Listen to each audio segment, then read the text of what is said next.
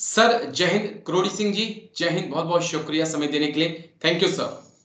जय हिंद राजेश जी।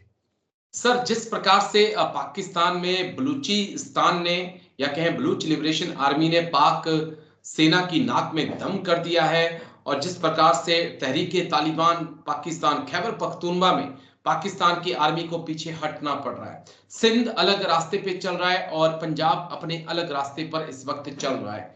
क्या हम पाकिस्तान को वाकई में चार टुकड़ों में बढ़ता हुआ देख रहे हैं, या अभी ऐसे हालात नहीं बने हैं, पाक आर्मी सब कुछ कंट्रोल कर लेगी? क्योंकि पिछले 5 दिनों के अंदर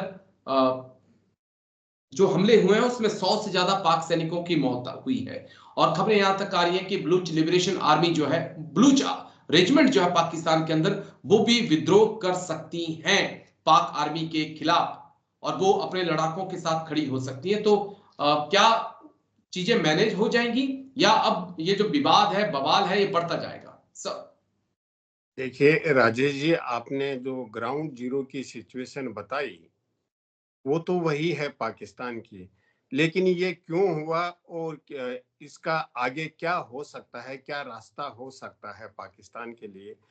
देखिए, पाकिस्तान जब से बना है तब से अपने वजूद की जंग लड़ रहा है, और जहां भी वहां के जो मुल्क के लीडरान है, सियासतदान है और सेना है, नाकाम होती है तो वो कभी भारत पे कुछ आरोप लगाती है, कभी वो ये कहती है कि ये जो अलग अलग पहचान है पाकिस्तान में, इनके लिए हम बहुत कुछ कर रहे हैं, लेकिन ये फरतक्तावादी हैं, ये पाकिस्तान के वजूद को चुनौती दे रहे हैं, वजूद को एक्सेप्ट नहीं कर रहे हैं। ये लंबे समय तक चला आ रहा है पाकिस्तान में। आज पाकिस्तान की जिस तरह का सूरत हालात है, उसमें हम देखें तो मालियाती है, या मैसीती है, या सियासती है, और जो तरक्की के फन ताहिर है, वो जी सब एक तरह के संकट से गुजर रहा है। पाकिस्तान फिर से मुझे लगता है कि बहुत ज्यादा वजूद की जंग लड़ रहा है, और इस वजूद की जंग में पाकिस्तान के जो सियासत है और सेना है, वो दोनों ने ये कंडीशंस क्रिएट किए हैं, ये सूरत हालात क्रिएट करे हैं, जबकि वो मानने को तैयार नहीं होंगे। वो ये कहेंगे कि जो अलग पहचान वाले हैं, अलग अलग नेशनलिटीज हैं, वो जिम्मेदार हैं या बाहरी ताकतें जिम्मेदार हैं। उन्होंने कैसे क्रिएट किया, देखिए, जब पाकिस्तान बना और जिन्ना जी थोड़े समय रहा, और उसके बाद जो पाकिस्तान को एक कंसोलिडेटेड एक अलग से पहचान मिलनी चाहिए थी, जो मजबूत होनी चाहिए थी, वो नहीं हो पाई। और इसका वजह यह रहा कि जो कुछ पहचान थी, जैसे पंजाबी पहचान थी, वो पाकिस्तान को डोमिनेट करने लगी, और जिस पहचान ने पाकिस्तान बनाया था वो मुहाजिर बन गए, और उन पे आरोप लगते रहे कि ये तो इंडियन स्टूज हैं, क्योंकि इंडिया से माइग्रेट होके आए हैं। तो ओके। पाकिस्तान के हालात को वहां के जो सियासतदान है और जो सेना है, दोनों ने ही नहीं समझा, और उसके लिए उन्होंने फोर्स को यूज करके पाकिस्तान को मजबूत बनाने की कोशिश की। और कोई भी मुल्क हो, वो फोर्स से मजबूत नहीं होता है।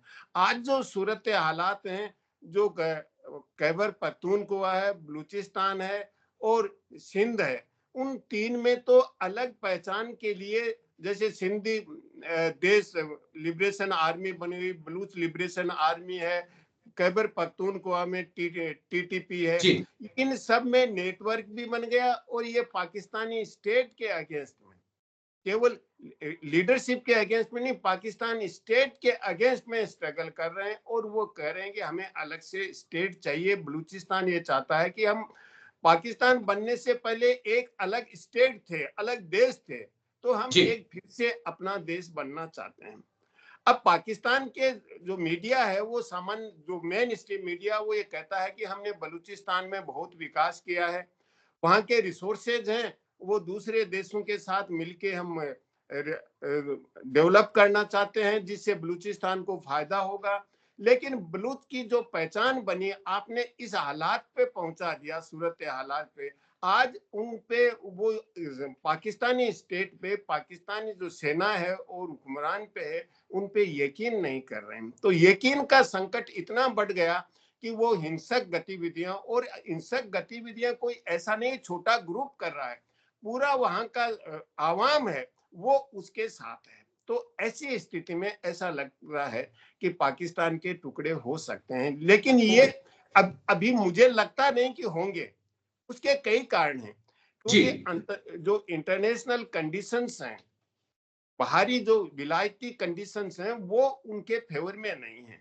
देखिए पाकिस्तान का हालात जो अंदर हुआ है, जिस तरह वो आतंकवाद को बढ़ावा दे रहे हैं, टीटीपी पाकिस्तान का पाला हुआ है, जैसे बिल्कुल। मोहम्मद और लश्कर ए तैयबा है जो भारत के अगेंस्ट में उन्होंने तैयार किए, आज पाकिस्तान के लिए वो भी सरदर्द बन रहे हैं। जैसे कताल को मारा गया, तो उसमें वो उन्हीं का ही आपस का कोई झगड़ा हो सकता है जिसकी वजह से उसको मारा गया है। तो एक तरफ तो लश्कर ए तैयबा और दूसरा जैसे मोहम्मद है, उनको भारत के अगेंस्ट में यूज किया। दूसरी तरफ उधर जो ग्रुप हैं वो सेपरेशन के लिए स्ट्रगल कर रहे हैं। तो पाकिस्तान के हालात को देख के जो उनके दोस्ताना संबंध थे, जो रहनुमा थे पाकिस्तान के, चीन, अमेरिका और सऊदी अरब, वो भी दूरियां बना रहे हैं, क्योंकि चीन के लोग भी वहां मर रहे हैं। तो चीन अपने नागरिकों को दूसरे देश में, अगर दूसरे देश का रहनुमा बन के जा रहा है, उनकी मदद कर रहा है, तो अपने नागरिकों को क्यों मरवाएगा। जी अमेरिका ने ट्रंप ने अमेरिकन कांग्रेस में कुछ दिनों पहले ही हमें पाकिस्तान की प्रशंसा की, और अब वो पाकिस्तान को रेड लिस्ट में ला रहे हैं कि पाकिस्तान एक आतंकवादी देश के रूप में एमर्ज हो रहा है, अमेरिकन को अगर वहां जाए तो अलर्ट रहना चाहिए। सऊदी अरब भी दूरियां बना रहा है। पाकिस्तान ये जी चाहता है कि इस्लाम के नाम पे हम मिडिल ईस्ट से अपना मदद लेते रहें, वो हमारे रहनुमा बने रहें, लेकिन वो इस आधार पे नहीं, वो उनका ये मानना है कि पाकिस्तान की हमारे लिए क्या यूटिलिटी है, पाकिस्तान हमारे लिए किस तरह से एसेट हो सकता है। केवल ये इस्लाम के नाम पे कि पाकिस्तान में इस्लाम डोमिनेंट रिलीजन है और मिडिल ईस्ट के कंट्री हैं वो इस्लामिक है, इस आधार पे पाकिस्तान को मदद नहीं दे सकते। दूसरी तरफ पाकिस्तानी वहां गए हैं मिडिल ईस्ट में, उन्होंने उनके समाज में समस्याएं खड़ी किए हैं, कोई समाधान नहीं किया है। तो जी जो धर्म का एक बंधन बांधना चाहते थे पाकिस्तान एक मुल्क के रूप में, वो बंधन टूट गया। पहले बांग्लादेश बना, अब अलग अलग जो प्रोविंस बन हैं वो अलग होने के लिए कह रहे हैं, और मिडिल ईस्ट से जोड़ना चाह वो भी नहीं जुड़ पा रहे हैं। तो पाकिस्तान के हालात तो वैसे बन रहे हैं, लेकिन ऐसे हालात में क्या पाकिस्तान अलग हो सकता है, मुझे नहीं लगता। लेकिन जिस तरह के जी हालात बन रहे हैं, एक गृह युद्ध की स्थिति हो सकती है, और आने वाला। वैसी स्थिति आ जाती है तो सेना टेक ओवर कर सकती है। ठीक है सर, बस जी, बस मेरा एक आखिरी सवाल और छोटा-सा सवाल जिसका जवाब मुझे चाहिए कि आज़ादी के 75 साल बाद भी क्या पाकिस्तान मिडल ईस्ट को सऊदी अरब को, यूएई को, कतर को, तुर्की को ये प्रूव करने में लगा है कि वो वाक़ई में एक पक्के और सच्चे मुसलमान हैं, जिस कारण वो एक कट्टर पंथ की राह पर चल निकला है? क्योंकि पाकिस्तान की मुस्लिमियत पर भी सवाल उठाए जाते रहे हैं। ये जितने अरब देश हैं वो ये नहीं मानते कि ये एक सच्चे और पक्के मुसलमान हैं, इनको कन्वर्टेड माना जाता है। तो क्या एक वो कारण है जिस कारण पाकिस्तान जिहादी सोच को फैला रहा है, या कहें कि उसको पैदा कर कर जो है वो ये दिखाने की कोशिश कर रहा है कि हाँ हम एक पक्के और सच्चे मुसलमान हैं सर। देखिए राजेश जी, हम कम्युनिकेशन सिद्धांत में एक चीज पढ़ाते हैं। जी आप कुछ कम्युनिकेट करना चाहते हैं, और जिसको कम्युनिकेट करना चाहते हैं वो उसको किस तरह से रिसीव करता है, इन दोनों के ओके बीच में बहुत गैप रहता है। तो पाकिस्तान एक जिहादी सोच को कन्वे करना चाहता है कि, और जिसको हम फिलोसफी में कहते हैं उमाटिक्स, कि ओके उमाटिक्स उमाटिक्स थियोलॉजी नहीं है, वो पॉलिटी है, और उसमें इस्लामिक ब्रदरहुड की बात आती है। लेकिन क्या दूसरे देश इसको उसी तरीके से रिसीव करना चाहेंगे, क्योंकि उनका जो एक्सपीरियंस है पाकिस्तान के साथ, और पाकिस्तान के लोग वहां माइग्रेट होके जाते हैं, उनके साथ एक्सपीरियंस है, उसको देखते हुए वो इसको इतना बड़ा बंधन नहीं मानते कि वो पाकिस्तान के साथ खड़े हों और पाकिस्तान की मदद करें।